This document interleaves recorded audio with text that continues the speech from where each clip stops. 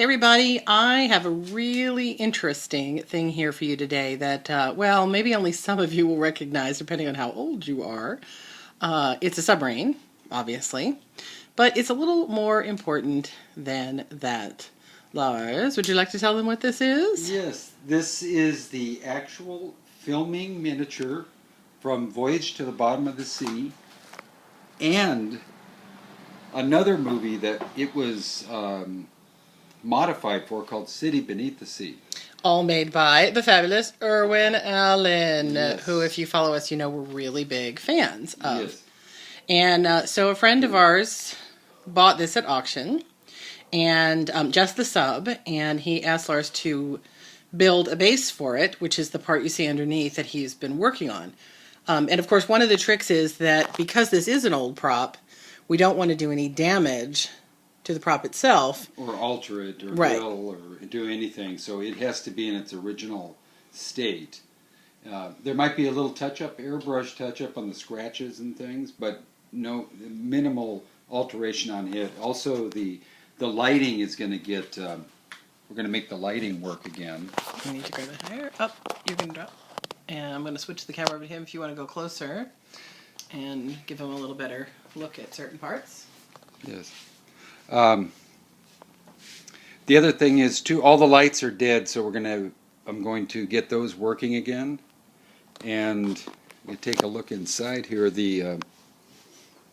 What was the ballast tank in the movie became a passenger compartment. That's what this diffusion material that's in here that you can see that they just taped on. It's still holding after like 45 years. You can see here. Switching hands here. 45 years, it's still holding, but it worked fine at the time, obviously. So all this was short, and there used to be like 40 of these holes here when it was in Voyage. And now they've cut it down the middle, and then they moved the conning tower forward a little bit, just to alter it for the movie. So this is that configuration. We're going to do the movie version, represent it like it was in the movie. So the light used to shine, these little windows we're looking at, this would have been lit up, and the light would have come through the diffuse panels on the side. Right. Whereas before, when it was in Voyage, it was the ballast tank holes, the water would come out of here. Right. So this became like a passenger.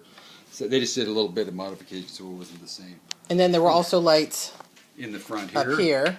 Here, two in the front, Oh, there we go. and then two teeny ones here on the conning tower, on the sail. Well, here and here, and then this is all illuminated too, or Right. will be, and the switches here. Right. All this is removable with a couple of screws. Same with the sail here. Okay, switch stars. Let me take a look inside there. Oh, I can't see too much from the light.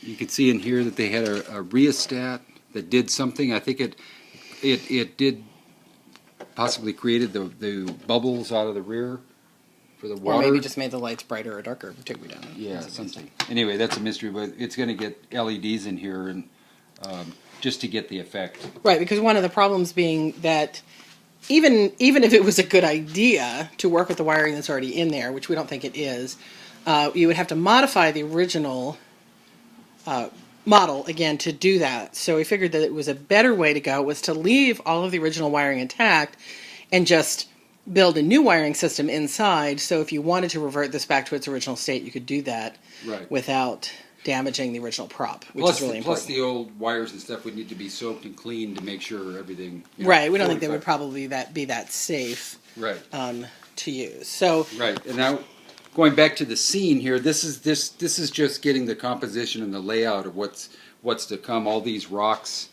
foil, and all that represents what's going to be sculpted rocks and boulders and mountains and things. So all this will get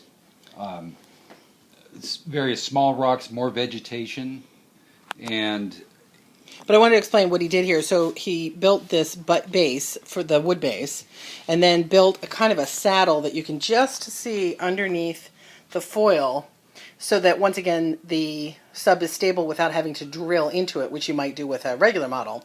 Right. And then now he's using all this fun tack and foam and foil to sort of mock up what will eventually be the base.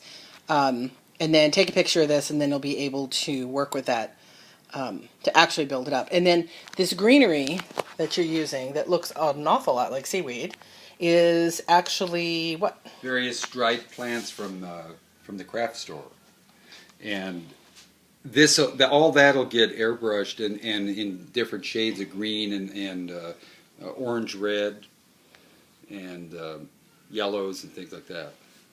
And so pretty cool project. He's got a long way to go, but not that long way to well, go. the big chunk is, at least it's started now.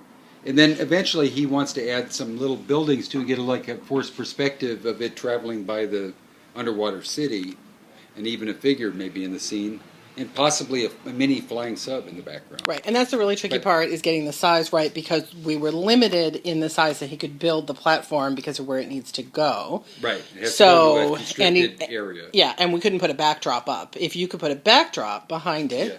you could do just like they do in the movies and basically use some kind of a Forced scenic perspective, yeah. backdrop. And he's got a window here somewhere where it's going to interfere with that, so we have to do it with the scene itself. Here's some pictures of some ideas to get, for the underwater, for the vegetation and things, and the colors and all that stuff. So when this is all illuminated and all this is painted and everything's in place, it's going to take on another life. But you kind of get the idea. Right, and we're really excited to see that, these things are getting kind of rescued, as it were. This one came from Profiles in History. Yeah. And an auction, and there's actually another sub we'll show you another time.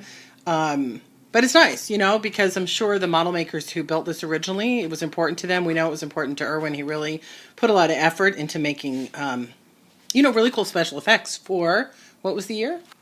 This originally was 1966. Wow. So. And then it was reused in a 1971 made-for-TV movie.